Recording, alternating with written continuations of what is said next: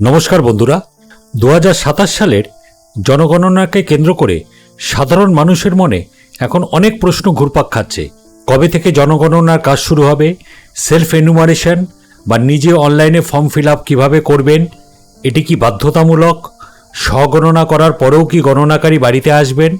আবার অনেকেই জানতে চাইছেন যারা ভাড়া বাড়িতে থাকেন তারা কিভাবে ফর্ম ফিল আপ করবেন, বাড়ির দেওয়াল বা ছাদের আসল উপাদান যদি জানা না থাকে তাহলে কি করবেন, পরিবারের সদস্যদের কিভাবে গণনা করতে হবে, ছাত্রছাত্রী বাইরে কর্মরত সদস্যদের নাম কোথায় অন্তর্ভুক্ত করতে হবে, এসব বিষয় নিয়েও মানুষের মধ্যে যথেষ্ট বিভ্রান্তি রয়েছে। এছাড়াও অনেকের প্রশ্ন, জনগণনায় কি কোনো নথি দেখাতে হবে, ব্যক্তিগত তথ্য কি সম্পূর্ণ গোপন রাখা হবে, সেলফ এনুমারেশন করার পর যদি কোনো ভুল ধরা পড়ে তাহলে সেটি কি সংশোধন করা যাবে, এসিআইডি অর্থাৎ সেলফ এনুমারেশন আইডি হারিয়ে গেলে কি করবেন, আর যারা অনলাইনে ফর্ম ফিল আপ করবেন না তাদের ক্ষেত্রে কিভাবে জনগণনার তথ্য সংগ্রহ করা হবে। আজকের এই ভিডিওতে আমরা সরকারি এফএকিউ অর্থাৎ frequently asked question and answer এর ভিত্তিতে একে একে গুরুত্বপূর্ণ প্রশ্নগুলির সহজ ও স্পষ্ট উত্তর জানাবো। ভিডিওটি একটু লেন্দি হবে, মানে একটু বড় হবে, তাই জন্য একটি অনুরোধ, ভিডিওটি অবশ্যই শেষ পর্যন্ত দেখুন, কারণ আপনার একটি ছোট্ট ভুল ভবিষ্যতে বিভ্রান্তির কারণ হতে পারে। চলুন শুরু করা যাক 2027 সালের জনগণনা সম্পর্কে সবচেয়ে গুরুত্বপূর্ণ প্রশ্ন ও উত্তর দিয়ে। এখানে অনেকগুলি প্রশ্ন আমি লিপিবদ্ধ করেছি, এগুলো কিন্তু সবই ওয়েবসাইট থেকে নেওয়া, সরকারি ওয়েবসাইটের এই প্রশ্নগুলি আছে। আমি এগুলো হিন্দি এবং ইংলিশে ছিল, এগুলোকে আমি বাংলায় অনুবাদ করে আপনাদের সামনে আমি উপস্থিত করছি। দয়া করে একটু সময় হাতে নিয়ে দেখবেন, তাহলে আপনাদের মধ্যে কোনো রকম আর বিভ্রান্তি থাকবে না কিভাবে এই ফর্মগুলি ফিল আপ করতে হবে। প্রথমত যেটি, জনগণনা 2027 কাজ কবে হবে। পর্যায় 1, গৃহতালিকা প্রস্তুতকরণ এবং গৃহগণনা 2026 সালের এপ্রিল থেকে সেপ্টেম্বর মাসের মধ্যে সংশ্লিষ্ট রাজ্য বা কেন্দ্রশাসিত অঞ্চলের প্রশাসনের সিদ্ধান্ত অনুযায়ী 30 দিনের মধ্যে বাড়ি বাড়ি গিয়ে ফিল্ডের কাজ সম্পন্ন করতে হবে। আর পর্যায় 2, জনসংখ্যা গণনা সারা দেশে 2027 সালের ফেব্রুয়ারি মাসে অনুষ্ঠিত হবে, তবে কেন্দ্রশাসিত অঞ্চল লাদাখ, জম্মু ও কাশ্মীর, হিমাচল প্রদেশ ও উত্তরাখণ্ডের তুষারাবৃত এলাকায় এটি 2026 সালের সেপ্টেম্বর মাসে সম্পন্ন করা হবে। পরবর্তী প্রশ্ন যেটি, জনগণনায় কি ধরনের তথ্য সংগ্রহ করা হয়। পর্যায় 1, গৃহতালিকা প্রস্তুতকরণ এবং গৃহগণনা, বাড়ি ও গৃহের অবস্থা, পরিবারের বিবরণ, পরিবারের কাছে বিভিন্ন সুযোগ সুবিধা যেমন পানীয় জল, শৌচাগার, বিদ্যুৎ, ইন্টারনেট ইত্যাদির উপলব্ধতা, পরিবারের হেফাজতে থাকা পরিসম্পদ যেমন রেডিও, টেলিভিশন, কম্পিউটার, 2 চাকা বা 4 চাকার গাড়ি ইত্যাদি। আর পর্যায় 2 যেটা, সেখানে বলা হচ্ছে জনসংখ্যা গণনা, পরিবারের সদস্য সংখ্যা, তাদের নাম ও বয়স, লিঙ্গ, বৈবাহিক অবস্থা, জাতি, ধর্ম, শিক্ষা, ভাষা, প্রতিবন্ধকতা, অভিবাসন, পেশা এবং বিবাহিত নারীদের ক্ষেত্রে সন্তান ধারণ সম্পর্কিত তথ্য। এবার যেটা, সেটা হলো আমার ব্যক্তিগত তথ্য কি গোপন রাখা হবে। হ্যাঁ, জনগণনা আইন 1948 ধারা 15 অনুযায়ী তথ্যের গোপনীয়তা সম্পূর্ণভাবে নিশ্চিত করা হয়েছে। আপনার ব্যক্তিগত তথ্য কাউকে দেওয়া হবে না, শুধুমাত্র রাজ্য, জেলা, সমষ্টি উন্নয়ন, ব্লক, গ্রাম বা শহর ইত্যাদি প্রশাসনিক স্তরে সমষ্টিগত তথ্য প্রকাশ করা হয়। জনগণনা একজন নাগরিক হিসাবে আমাকে কিভাবে সাহায্য করবে বা সহায়তা করবে। দেখো, জনগণনার তথ্য যে সকল বিষয়গুলি নিশ্চিত করে, একটা হলো সমাজ কল্যাণমূলক প্রকল্পগুলির সঠিক লক্ষ্য নির্ধারণ, সমাজ কল্যাণমূলক প্রকল্পগুলির দক্ষতা অবদান পর্যালোচনা, নির্বাচনী প্রক্রিয়ায় ন্যায্য প্রতিনিধিত্ব, বিদ্যালয়, হাসপাতাল, পরিবহন ইত্যাদি জনসেবামূলক কাজের উন্নতি সাধনে সহায়তা করে, ব্যবসায়িক প্রতিষ্ঠান ও গবেষকদের জন্য উন্নততর কার্য পরিকল্পনায় সহায়তা করা। এবার জনগণনা প্রশ্নের উত্তর দেওয়া কি বাধ্যতামূলক। হ্যাঁ, জনগণনার আইন 1948 ধারা 8 অনুযায়ী আপনাকে অবশ্যই জনগণনার প্রশ্নগুলি যথাসম্ভব সত্য ও সঠিক উত্তর প্রদান করতে হবে। জনগণনায় অংশগ্রহণ করা কি বাধ্যতামূলক। হ্যাঁ, জনগণনা আইন 1948 অনুযায়ী জনগণনা অংশগ্রহণ করা বাধ্যতামূলক। প্রত্যেক পরিবারকে সঠিক ও নির্ভুল তথ্য প্রদান করতে হবে। এবার যেটি, যদি আমি তথ্য না দিই তাহলে কি হবে। সঠিক তথ্য না দেওয়া বা জনগণনা কর্মীদের সঙ্গে সহযোগিতা না করা জনগণনা আইন 1948 অনুযায়ী একটি দণ্ডনীয় অপরাধ। জনগণনা আইন 1948 ধারা 8(2) অনুসারে জনগণনা চলাকালীন প্রত্যেক ব্যক্তির জন্য তার জ্ঞান ও বিশ্বাস অনুযায়ী প্রশ্নের উত্তর দেওয়া আইনত বাধ্যতামূলক। ধারা 11(1)(d) অনুযায়ী যদি কোনো ব্যক্তি তার জ্ঞান ও বিশ্বাস অনুযায়ী জনগণনা কর্মীদের প্রশ্নের উত্তর দিতে অস্বীকার করেন তবে তিনি অপরাধী হিসাবে গণ্য হবে এবং তার বিরুদ্ধে সর্বোচ্চ 1000 টাকা পর্যন্ত জরিমানা আরোপ করা যেতে পারে। যদি আমার পরিবার জনগণনা অন্তর্ভুক্ত না হয় তাহলে কার সঙ্গে যোগাযোগ করব সেটা বলা হয়েছে। দেখুন, চার্জ অফিসারের সঙ্গে যোগাযোগ করতে হবে। চার্জ অফিসার সাধারণত আপনার এলাকার সমষ্টি উন্নয়ন আধিকারিক, বিডিও, পৌর সচিব বা ওয়ার্ড অফিসার হবেন। বিশেষ প্রয়োজনে আপনার জেলার জেলাশাসক, ডিস্ট্রিক্ট ম্যাজিস্ট্রেট অথবা পৌর নিগম বা শহরের ক্ষেত্রে কমিশনার, মিউনিসিপ্যাল কমিশনারের সঙ্গে যোগাযোগ করতে পারেন। আমাকে কি গণনাকারীকে কোনো নথি দেখাতে হবে? না, গণনাকারীকে আপনার দেওয়া তথ্য অনুযায়ী সমস্ত বিবরণ নথিভুক্ত করবেন। আপনাকে কোনো প্রমাণপত্র দেখাতে হবে না। তবে আশা করা হয় যে আপনি আপনার জ্ঞান ও বিশ্বাস অনুযায়ী সঠিক ও প্রকৃত তথ্যই প্রদান করবেন। এবার স্বগণনা কি, অর্থাৎ যেটা সেলফ এনুমারেশন। স্বগণনা এমন একটি প্রক্রিয়া যেখানে গণনাকারী দ্বারা তথ্য সংগ্রহের পরিবর্তে উত্তরদাতারা নিজেরাই জনগণনায় তথ্য পূরণ করতে, সম্পূর্ণ করতে জমা দিতে পারবেন। স্বগণনা পোর্টাল হল ভারতের মহাপঞ্জিকার এবং জনগণনা কমিশনের অফিসারের একটি অফিসিয়াল অনলাইন প্ল্যাটফর্ম, যা জনগণকে ঘরে বসেই 2027 সালে জনগণনার জন্য তাদের বিস্তারিত তথ্য পূরণ করতে দেয়। সব ধরনের পরিবার, যেরকম সাধারণ, প্রাতিষ্ঠানিক এবং গৃহহীন পরিবার কি স্বগণনা করতে পারে? না, শুধুমাত্র সাধারণ পরিবারই স্বগণনায় অংশ নিতে পারে। এবার 2027 সালে জনগণনায় আপনি কখন স্বগণনা মানে সেলফ এনুমারেশন করতে পারবো? এখানে বলা হয়েছে, দেখুন, গৃহতালিকা প্রস্তুতকরণ এবং গৃহ গণনা পর্যায়ে সংশ্লিষ্ট রাজ্য বা কেন্দ্রশাসিত অঞ্চলে 30 দিনের গৃহতালিকা প্রস্তুতির ফিল্ডের কাজ শুরুর আগে ঠিক 15 দিনের জন্য স্বগণনা পোর্টাল খোলা থাকবে। সঠিক তারিখগুলি এই পোর্টালের মাধ্যমেই জানিয়ে দেওয়া হবে। জনসংখ্যা গণনা পর্যায়ে স্বগণনার তারিখগুলি পরে জানানো হবে। স্বগণনা সেলফ এনুমারেশন কি বাধ্যতামূলক? না, এটি বাধ্যতামূলক নয়। যারা স্বগণনায় প্রক্রিয়া অংশগ্রহণ করেননি তাদের পরিবারের তথ্য সংগ্রহের জন্য নিযুক্ত গণনাকারীগণ তাদের বাড়িতে যাবেন। তবে জনগণনায় অংশগ্রহণের জন্য এটি একটি সুবিধাজনক এবং কার্যকর উপায় হওয়ায় এতে অংশ নিতে আপনাকে উৎসাহিত করা হচ্ছে। স্বগণনা পোর্টালে আমার তথ্য জমা দেওয়ার পর কি হবে? তথ্য জমা দেওয়ার পরে একটি সুনির্দিষ্ট স্বগণনা আইডি বা এসি আইডি স্ক্রিনে প্রদর্শিত হবে। আপনি একটি নিশ্চিতকরণ SMS এবং ইমেল যদি দিয়ে থাকেন পাবেন, যার মধ্যে স্বগণনা আইডি, এসি আইডি থাকবে। অনুগ্রহ করে আপনার স্বগণনা আইডিটি যত্ন সহকারে রেখে দিন।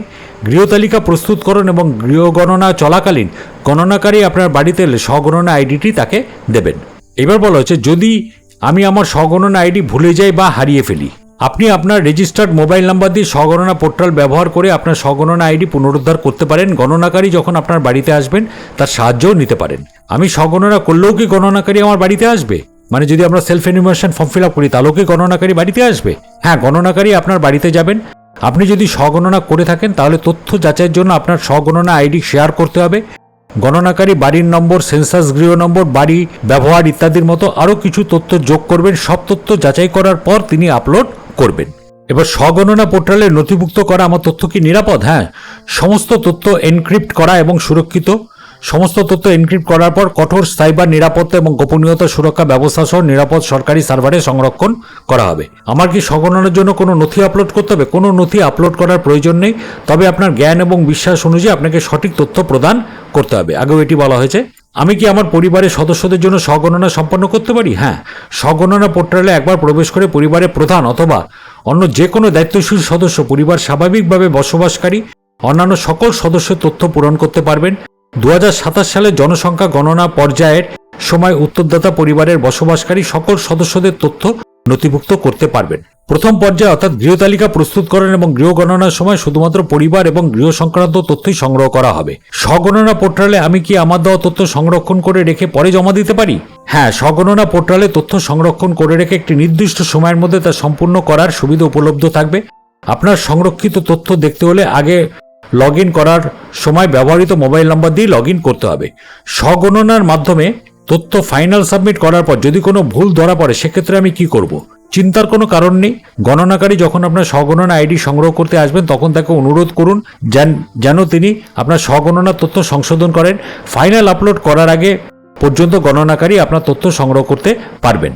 আমি ভারতীয় নাগরিক কিন্তু দেশের বাইরে থাকি, আমি কি স্বগণনার মাধ্যমে জনগণনা অন্তর্ভুক্ত হতে পারি? না, স্বগণনা পোর্টালটি শুধুমাত্র ভারতের ভৌগোলিক সীমানার মধ্যেই কার্যকর। আপনারা যদি না দেখে থাকেন তাহলে আমি এর উপর অলরেডি ভিডিও প্রকাশ করেছি। দেখবেন ওখানে একটি ম্যাপ আছে, যে ম্যাপে আপনার বাড়ির ভৌগোলিক অবস্থাটি দেখিয়ে দিতে হচ্ছে। সেজন্য আপনারা কেউ যদি বাইরে থাকেন সেখান থেকে বসে কিন্তু আপনারা করতে পারবেন না। সেন্সাস গৃহ কি? সেন্সাস গৃহ হচ্ছে একটি বাড়ি বা একটি বাড়ির অংশ যা রাস্তা বা এজমালি উঠান বা সিঁড়ি ইত্যাদি থেকে নিজস্ব আলাদা প্রবেশ পথ থাকার সুবাদে একটি স্বয়ংসম্পূর্ণ অংশ হিসাবে ব্যবহৃত বা পরিগণিত হয়। এবার অনেকগুলি প্রশ্ন আরো পরপর আসছে। দেখুন, আমার বাড়ির বিভিন্ন ঘরের মেঝের উপাদান বিভিন্ন ধরনের মেঝের উপাদান হিসাবে শুধুমাত্র একটি বিকল্প নির্বাচন করতে হবে। আমার কোন বিকল্পটি নির্বাচন করা উচিত? যদি বিভিন্ন ঘরের মেঝের উপাদান আলাদা আলাদা হয় তাহলে মেঝের বেশিরভাগ অংশ যে উপাদান দিয়ে নির্মিত তা নথিভুক্ত করুন। যেরকম উদাহরণস্বরূপ এখানে বলা হয়েছে, যদি কোনো বাড়িতে শুধু বৈঠকখানার মেঝে মোজাইক করা থাকে কিন্তু অন্যান্য ঘরে সিমেন্টের মেঝে থাকে তাহলে মেঝের উপাদান হিসেবে সিমেন্ট নথিভুক্ত করুন। আর যদি কোনো বাড়ির কেবল স্নানঘরের সিমেন্টের মেঝে এবং অন্যান্য ঘরের মোজাইক বা টাইলসের মেঝে থাকে তাহলে মেঝের উপাদান হিসেবে মোজাইক বা মেঝের টাইল নথিভুক্ত করুন। মানে যেটা বেশি থাকবে আপনার ঘরে যে নির্মিত উপাদানটি সেটিকে উল্লেখ করতে হবে।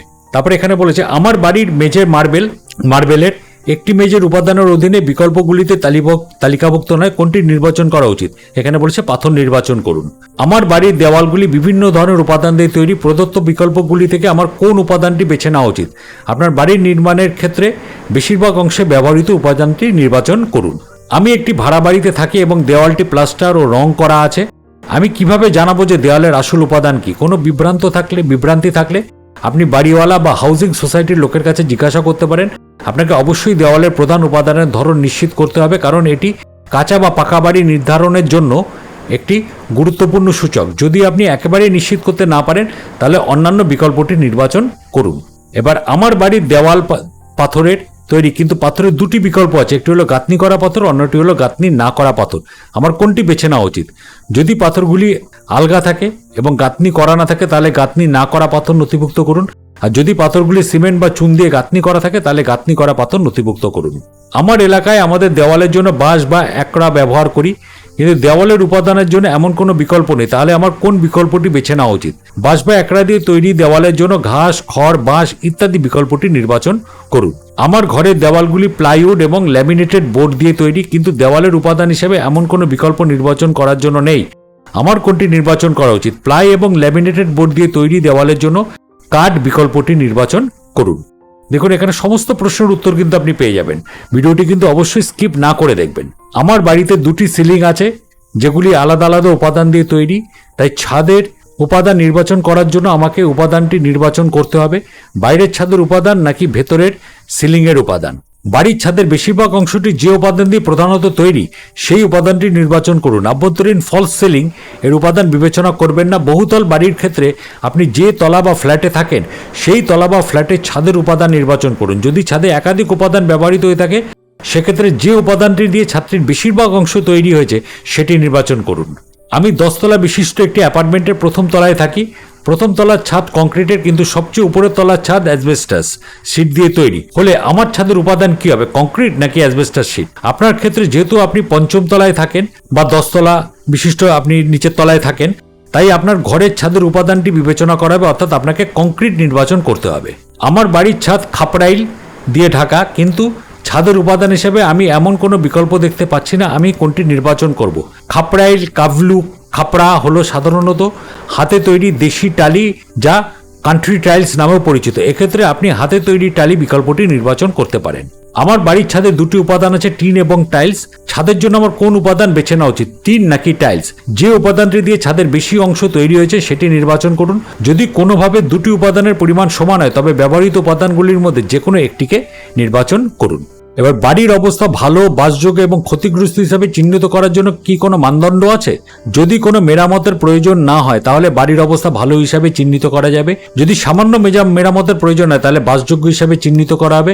আর যদি বড় ধরনের মেরামতের প্রয়োজন হয় তাহলে বাড়িটি অত্যন্ত খারাপ অবস্থায় থাকে এবং মেরামতযোগ্য নয় তাহলে সেটিকে ক্ষতিগ্রস্ত হিসাবে চিহ্নিত করতে হবে। আমার বাড়ির মেরামতের কাজ চলছে এবং শীঘ্র এটি সম্পূর্ণ হবে। ভালো, বাসযোগ্য এবং ক্ষতিগ্রস্তর মধ্যে কোন বিকল্পটি বেছে নেব? যদি মেরামতির কাজ চলাকালীন কেউ বসবাস না করেন তাহলে সেটি খালি বাড়ি, তাই বাড়ির অবস্থা পূরণ করার প্রয়োজন নেই। যদি আপনি মেরামতের কাজ চলাকালীন সময় সেখানে থাকেন এবং মেরামত ছোটখাটো হয় তাহলে আপনি বিকল্পগুলি থেকে বাসযোগ্য নির্বাচন করতে পারেন। আর যদি বাড়িটি নিরাপদ না হয় বা বড় ধরনের মেরামতের কাজ চলে তাহলে আপনাকে ক্ষতিগ্রস্ত বিকল্পটি নির্বাচন করতে হবে। এই পরিবারে নিয়মিতভাবে বসবাসকারী সদস্যের মোট সংখ্যা। প্রশ্নে পরিবারে নিয়মিতভাবে বসবাসকারী এর অর্থ কি?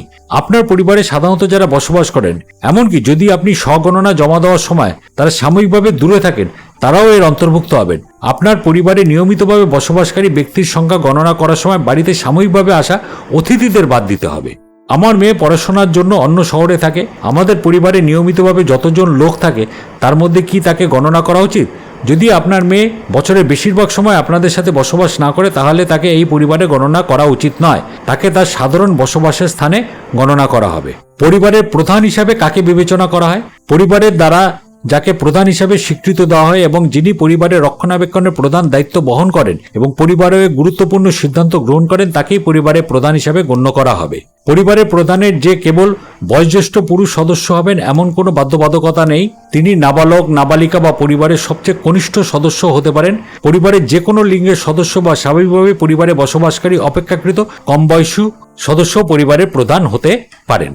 আমরা তফসিলি জাতি বা তফসিলি উপজাতির নাম ভারতের জনগণনা দপ্তরের প্রদত্ত তালিকায় নেই। আমার কোন তফসিলি জাতি বা তফসিলি উপজাতি নির্বাচন করা উচিত? প্রতিটি রাজ্য কেন্দ্রশাসিত অঞ্চলের জন্য নির্ধারিত তফসিলি জাতি এসসি এবং তফসিলি উপজাতি এসটির তালিকা রয়েছে। ভারতের জনগণনা দপ্তর এই তালিকাগুলি একত্র করে সকল রাজ্য ও কেন্দ্রশাসিত অঞ্চলের তালিকা প্রদান করেছে। যদি আপনার তফসিলি জাতি বা তফসিলি উপজাতির নাম আপনার রাজ্যের তালিকায় না থাকে তাহলে আপনি বিকল্পগুলির মধ্য থেকে অন্যান্য নির্বাচন করতে পারেন। আমার তফসিলি উপজাতির নাম ভারতের জনগণনা দপ্তর প্রদত্ত তফসিলি জাতি বা তফসিলি উপজাতির তালিকায় নেই কেন? আপনার রাজ্য বা কেন্দ্রশাসিত অঞ্চলের জন্য ভারত সরকার কর্তৃক নির্ধারিত তফসিলি জাতি এবং তফসিলি উপজাতি গুলিকেই কেবল এই তালিকাভুক্ত করা আছে। এক রাজ্য কেন্দ্রশাসিত অঞ্চলে তফসিলি জাতি বা তফসিলি উপজাতি হিসাবে স্বীকৃত সম্প্রদায় অন্য রাজ্যে স্বীকৃত নাও হতে পারে। আমি ভাড়া বাড়িতে থাকি কিন্তু আমার অন্য কোথাও পৈতৃক বাড়ি আছে। এই গৃহের মালিকানার বিবরণ প্রশ্নে আমার কি নির্বাচন করা উচিত? আপনি যদি ভাড়া বাড়িতে থাকেন কিন্তু ভারতের অন্য কোথাও আপনার নিজস্ব বাড়ি থাকে, পারিবারিক সূত্রে পাওয়া অথবা নিজের কেনা, তাহলে অনুগ্রহ করে ভাড়া কিন্তু অন্যত্র নিজের বাড়ি আছে বিকল্পটি নির্বাচন করুন। বাড়ির মালিকানার বিবরণে অন্যান্য বলতে কোনগুলিকে বোঝানো হয়েছে? অন্যান্য বলতে অননুমোদিত বাড়ি, দখলীকৃত জমি, বস্তি এলাকা, পরিত্যক্ত ভবন, নির্মাণাধীন কাঠামো অথবা নিয়োগকর্তার দ্বারা বিনামূল্যে প্রদত্ত বাড়ি বোঝানো হয়েছে। আমি একজন সরকারি কর্মচারী এবং সরকারি কোয়ার্টারে থাকি। বাড়ির মালিকানার বিবরণের প্রশ্নের অর্থে আমার কি নির্বাচন করা উচিত? ক্ষেত্র বিশেষে ভাড়া কিন্তু অন্যত্র নিজের বাড়ি আছে অথবা ভাড়া এবং অন্যত্র নিজের বাড়ি নেই বিকল্পটি নির্বাচন করুন। আমি অন্য একটি পরিবারের সঙ্গে একটি ঘর ভাগ করে থাকি, এটিকে কি আমি আমার বসবাসের ঘর হিসাবে গণ্য করব? না, শুধুমাত্র আপনার পরিবারের দ্বারা ব্যবহৃত ঘরগুলি গণ্য করতে হবে। আমি একটি ভাড়ার ঘরে পড়ার ঘরে ক্লাসরুম করেছি।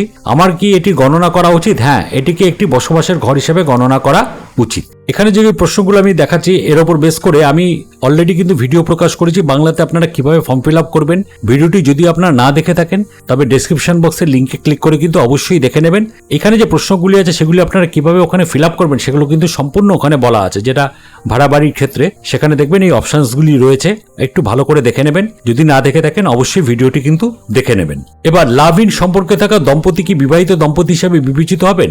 যদি তারা তাদের সম্পর্ককে একটি স্বেচ্ছাকৃত স্থায়ী সম্পর্ক হিসাবে বিবেচনা করেন তাহলে তাদের বিবাহিত দম্পতি হিসাবে বিবেচনা করা হবে। আমার স্বামী স্ত্রী সাময়িকভাবে বাইরে আছেন, আমাদের কি এখনো দম্পতি হিসাবে গণ্য করা হবে? হ্যাঁ, যদি আপনার স্বামী বা স্ত্রী পরিবারে নিয়মিতভাবে বসবাসকারী হন তবে আপনাদের দম্পতি হিসাবে গণ্য করা হবে। যদি আমি বোতলে কলের জল রাখি তাহলে কি আমি এটিকে বোতলে কেনা জল হিসাবে বিবেচনা করতে পারি? না, এটি এখনো কলের জল হিসাবে বিবেচিত হবে।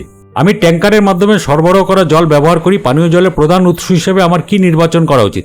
অন্যান্য উৎস হিসাবে নির্বাচন করুন। আমি পানীয় জলের জন্য বৃষ্টির জল সংরক্ষণ করি, পানীয় জলের প্রধান উৎস হিসাবে আমি কি নির্বাচন করা উচিত? এটাতেও অন্যান্য উৎস নির্বাচন করুন। আমার কলের জল পরিশোধিত উৎস থেকে এসেছে কিনা তা আমি কিভাবে জানবো? যদি সরকার বা স্থানীয় কর্তৃপক্ষ পরিশোধিত উৎস থেকে সরবরাহ করে তাহলে পরিশ্রুত কলের জল নির্বাচন করুন।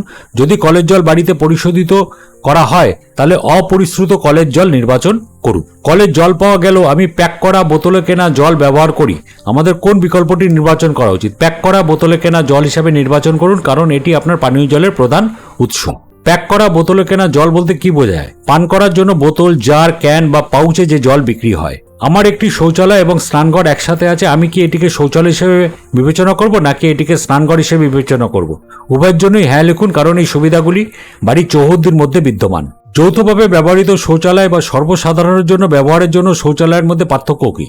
যৌথভাবে ব্যবহৃত শৌচালয় শুধুমাত্র কয়েকটি নির্দিষ্ট পরিবারের দ্বারা ব্যবহৃত, আর সর্বসাধারণের জন্য ব্যবহৃত শৌচালয় সর্বসাধারণের জন্য উন্মুক্ত, অর্থ নিয়ে বা অর্থ ছাড়াই। আমার বাড়িতে একাধিক শৌচালয় আছে, আমার শৌচালয়ের ধরন কোন বিকল্পটি নির্বাচন করা উচিত? যে ধরনের শৌচালয় পরিবারের বেশিরভাগ সদস্য দ্বারা ব্যবহৃত হয় সেই ধরনের শৌচালয়ের বিকল্পটি নির্বাচন করুন। একটি কুয়ো বা পিটযুক্ত পায়খানা কি?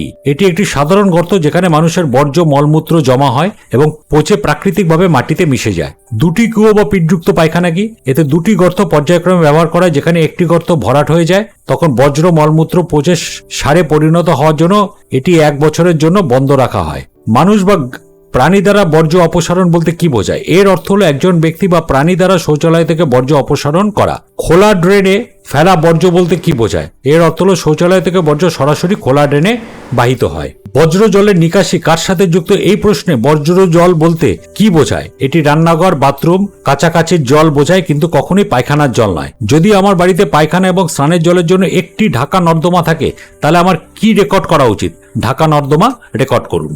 আমার বজ্রজল বাড়ির বাইরের একটি নিকাশি ব্যবস্থার সঙ্গে যুক্ত থাকলেও বজ্র জলের নিকাশির প্রশ্নে আমার কি রেকর্ড করা উচিত? যদি নিকাশি ব্যবস্থা শোকপিটের সঙ্গে সংযুক্ত থাকে তাহলে ঢাকা নর্দমা রেকর্ড করুন। যদি পাইপ ছাড়া জল সরাসরি বাহিত হয় তাহলে কোনো নর্দমা নেই রেকর্ড করুন। আমি আমার বাগানের গাছপালার জন্য বজ্রজল পুনরায় ব্যবহার করি। বজ্রজলের নিকাশি ব্যবস্থা আউটলেট সম্পর্কে আমার কি রেকর্ড করা উচিত? যদি নিকাশি ব্যবস্থা থাকে তাহলে তা রেকর্ড করুন। যদি কোনো নিকাশি ব্যবস্থা না থাকে তাহলে কোনো নর্দমা নেই রেকর্ড করুন। আমার একটি বাথরুম আছে কিন্তু আমার বাইরে স্নান করি, আমরা কি হ্যাঁ রেকর্ড করা উচিত? হ্যাঁ, কারণ স্নানের সুবিধা বাড়ির চৌহদ্দির মধ্যেই উপলব্ধ। আমার মোবাইল FM রেডিও আছে, আমি কি এটিকে রেডিও উপলব্ধ হিসাবে গণ্য করব? হ্যাঁ, মোবাইল স্মার্টফোন নথিভুক্ত করতে হবে। আমার কারাভানে গান শুনি, আমার কোন ধরনের রেডিও রেকর্ড করা উচিত? অন্য কোনো যন্ত্রের মাধ্যমে নথিভুক্ত করতে হবে। আমার মোবাইল, টিভি বা কম্পিউটারের মতো কাজ করে, আমরা কি টিভি বা কম্পিউটার হিসাবে নিবন্ধিত করা উচিত? না, আপনার যদি নিজস্ব আসল টিভি বা কম্পিউটার থাকে তবেই নথিভুক্ত করবেন। আমার ফায়ার স্টিক ব্যবহার করে টিভি দেখি, কোন বিকল্পটি প্রযোজ্য? এটাতে অন্যান্য নথিভুক্ত করুন। আমার ল্যান্ডলাইন নেই কিন্তু স্মার্টফোন এবং সাধারণ ফোন আছে, আমার কোনটি নিবন্ধিত করা উচিত? স্মার্টফোন অথবা অন্যান্য সাধারণ মোবাইল নথিভুক্ত করুন। আমার 3 চাকার অটোরিকশা আছে, আমি কিভাবে 2 চাকার গাড়ি এবং 4 চাকার যানবাহনের প্রশ্নের অধীনে এটি নিবন্ধিত করব? মোটর চালিত cycle, van, autorickshaw, e rickshaw, tempo ইত্যাদি 3 চাকার যানবাহনগুলি 2 চাকার গাড়ি এবং 4 চাকার গাড়ির অধীনে নথিভুক্ত করা হবে না। আমার একটি ট্র্যাক্টর আছে, আমি কি 4 চাকার যানবাহনের প্রশ্নে 4 চাকার গাড়ি, জিপ, মোটর ভ্যান অধীনে এটি নিবন্ধ করতে পারি? ট্র্যাক্টর সম্বন্ধীয় তথ্য জনগণনায় নথিভুক্ত করা হয় না। প্রশ্নটি কেবল 4 চাকার গাড়ি, জিপ, মোটর ভ্যান এই ধরনের যানবাহন উপলব্ধতা সংগ্রহ করে। আমি একজন প্রতিবন্ধী এবং একটি ট্রাইসাইকেল ব্যবহার করি, আমার এটি কোথায় নিবন্ধিত করা উচিত? সাইকেল বিকল্পের অধীনে এটি নথিভুক্ত করুন। আমার অন্য একটি পরিবারের সাথে একটি গাড়ি শেয়ার করে ব্যবহার করি, এটি কি নিবন্ধিত করা উচিত? যে পরিবার গাড়িটি রাখে এবং ব্যবহার করে তাদের ক্ষেত্রে এটি নথিভুক্ত করা উচিত। আমি আমার গাড়ি বাণিজ্যিক উদ্দেশ্যে ব্যবহার করি, আমার কি এটি নিবন্ধিত করা উচিত? হ্যাঁ, বাণিজ্যিকভাবে ব্যবহৃত হলো এটি নথিভুক্ত করতে হবে, কারণ গাড়িটি আপনার পরিবারের মালিকানাধীন। আমার পরিবার একাধিক খাদ্যশস্য খায়, যেমন চাল এবং গম, আমরা কোনটি রেকর্ড করা উচিত? আপনার পরিবার যে শস্য সবচেয়ে বেশি বা সর্বাধিক পরিমাণে খাওয়া হয় তাই নথিভুক্ত করুন। তাহলে এখানে এই যে প্রশ্নগুলি আমি আপনাদেরকে দেখালাম, এগুলি সম্পূর্ণ কিন্তু সরকারি যে ওয়েবসাইট সেখান থেকেই এগুলো নেওয়া হয়েছে, সেখানে সম্পূর্ণভাবে বলা হয়েছে এবং এগুলো দেখে আপনারা সঠিকভাবে যে সেলফ এনুমারেশন ফর্ম সেটি আপনারা ফিল আপ করবেন। এবং যদি আপনারা self enumeration form fill up নাও করেন তাহলে যে গণনাকারী আপনার বাড়িতে আসবে তাকে তখন যে প্রশ্নগুলি সে করবে সেই অনুযায়ী তাকে এগুলো সাহায্য করবেন। তাই জন্য এই যে আমি এখানে প্রশ্নগুলো দেখিয়ে দিচ্ছি, এই প্রশ্নগুলো অবশ্যই আপনাদের জেনে রাখা উচিত যাতে আপনাদের এই গণনার ক্ষেত্রে সুবিধা হয়। ভিডিওটি আকারে একটু বড়, তাই জন্য আপনাদের পড়তে হয়তো বা দেখতে হয়তো একটু সময় লাগছে, তবে এই ভিডিওটি যে আপনাদের উপকারে লাগবে সেটা আমি অবশ্যই জানি। তাই জন্য একটি অনুরোধ, চ্যানেলে যদি নতুন হয়ে থাকেন তাহলে অবশ্যই চ্যানেলটিকে সাবস্ক্রাইব করে দেবেন আর ভিডিওটিতে অবশ্যই একটা লাইক আর কমেন্ট করে দেবেন। ধন্যবাদ।